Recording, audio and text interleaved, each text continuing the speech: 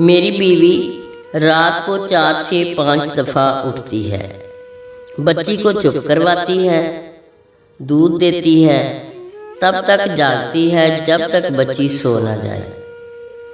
मैं ये मंज़र रोज़ देखता हूँ और सोचता हूँ इन लम्हों को कहीं पर लेकर रख लूँ। बच्चे जब बड़े होकर माँ बाप पर लड़ेंगे तो इनको ये तहरीर दिखाऊंगा। जब माँ बाप मोहताज होकर चारपाई पर पड़ जाते हैं तो रात को माँ या बाप जब इनसे पानी मांगते हैं तो वो सुकून से सोए रहते हैं। मैं अक्सर रात को जागता हूँ, देखता हूँ मेरी बीवी बैठी बेटी को चुप करवा रही होती है।